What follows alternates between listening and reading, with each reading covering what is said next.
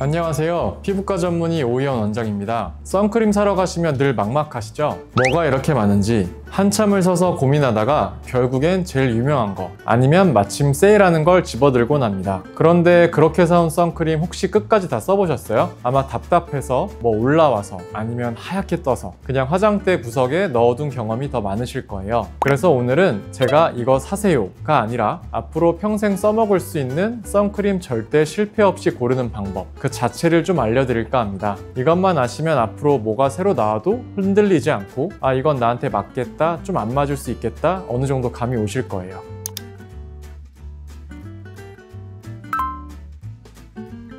우리가 흔히 말하는 자외선에는 사실 두 가지 종류가 있다는 것부터 아시면 좋겠습니다. 바로 UVA와 UVB죠. 먼저 이 UVB는 피부 표면에 주로 작용을 합니다. 그래서 피부를 붉게 만들고 심하면 화상을 입힙니다. 여름철에 강한 햇볕에 피부가 타는 그 현상의 주된 원인이 바로 이 UVB 때문이죠. 그리고 이 UVB를 얼마나 효과적으로 차단하는지를 보여주는 지수가 바로 SPF입니다. SPF 숫자가 높을수록 UVB의 차단 효과가 더 높다고 보실 수 있겠습니다. 반면에 UVA는 다릅니다. 이 자외선은 피부 깊숙한 곳까지 침투해서 주름, 기미, 탄력 저하 같은 광노화 현상을 일으킵니다. 아까 UVB와는 달리 당장의 티는 덜 나지만 장기적으로 피부 건강에 더 큰 영향을 미칠 수 있는 거죠. 더 중요한 건 이 UVA는 계절이나 날씨에 상관없이 항상 존재하고 실내의 창문까지 통과한다는 사실입니다. 이러한 UVA를 막아주는 지표가 바로 PA가 되겠습니다. 제품에 PA+ 혹은 PA++ 이런 식으로 플러스 기호가 붙어 있는 것을 보셨을 겁니다. 이 플러스 개수가 많을수록 UVA 차단력이 높은 제품입니다. 하지만 SPF 수치가 크거나 PA 등급이 높다고 무조건 좋을까요? 우리나라보다 햇빛이 강한 해외에서는 우리나라에서 팔지 않는 SPF 100 선크림을 파는 것을 볼 수 있는데 이런 선크림을 바르고 피부가 따갑고 붉어지는 부작용이 생겼다는 후기들을 많이 보셨을 거예요. 높은 SPF 수치와 PA 등급은 물론 자외선 차단 효과는 높을지 몰라도 피부의 자극감이나 홍조화 같은 부작용 리스크가 조금 더 있습니다. 따라서 자외선 차단제는 햇빛에 노출이 예상되는 시간, 자외선의 강도, 활동 종류 등 상황에 따라서 적절한 제품을 선택하는 것이 필요합니다.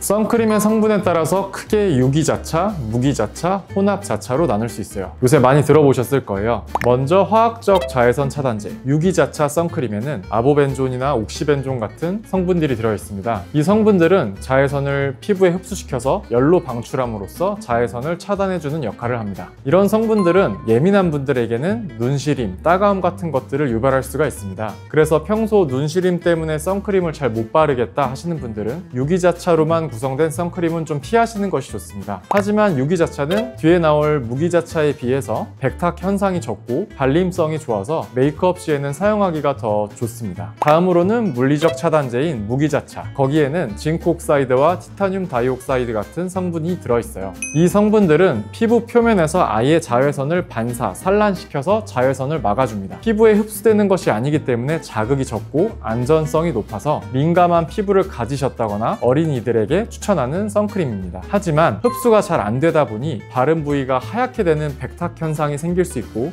좀 무겁고 답답한 사용감을 줄 수 있습니다. 마지막으로 혼합자차는 이 유기자차와 무기자차 성분을 혼합해서 만든 제품이라고 할 수 있습니다.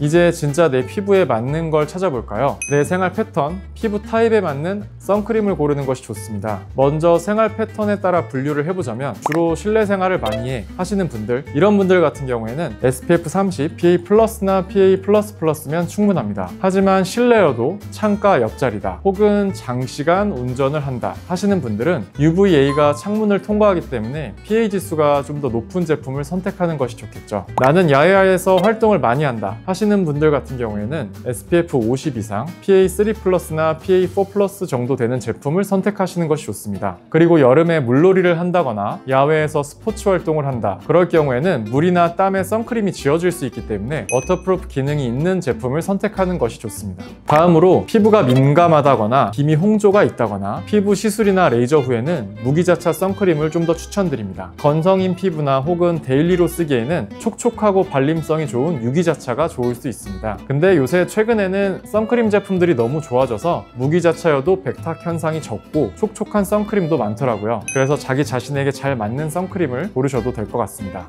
여드름 피부의 경우에는 추가적으로 논코메도제닉이라고 써있는 제품들이 도움이 될 수 있습니다. 이러한 제품들은 모공을 막을 가능성이 낮은 성분들 위주로 구성되어 있기 때문에 모공 막힘으로 인한 트러블을 어느 정도 예방할 수 있겠습니다.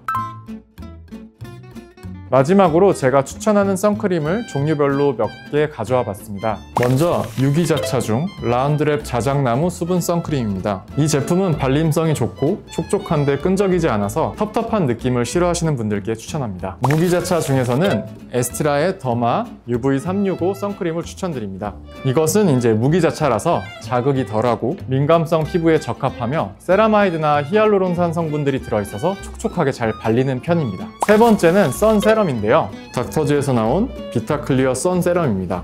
이 제품은 나이아신아마이드가 5%가량 들어있어서 피부 미백 효과도 기대할 수 있어 일석이조입니다. 하지만 비타민 제품을 처음 사용하시는 분들은 자극감이 있을 수 있어서 테스트가 필요합니다. 마지막으로 식물나라 산소수 워터프루프 선스프레이가 되겠습니다. 저는 골프나 러닝 같은 야외 스포츠를 할 때 땀을 흘리고 나서 손으로 선크림을 덧바르는 게 찝찝하기도 하고 땀난 손에 선크림이 묻는 게 싫더라고요. 그래서 팔다리에 바를 때에는 이런 스프레이 타입을 선호하는데 이 제품은 워터프루프라서 땀에 지어질 걱정도 없고 백탁 현상도 심하지 않아서 야외 활동용으로도 추천드립니다.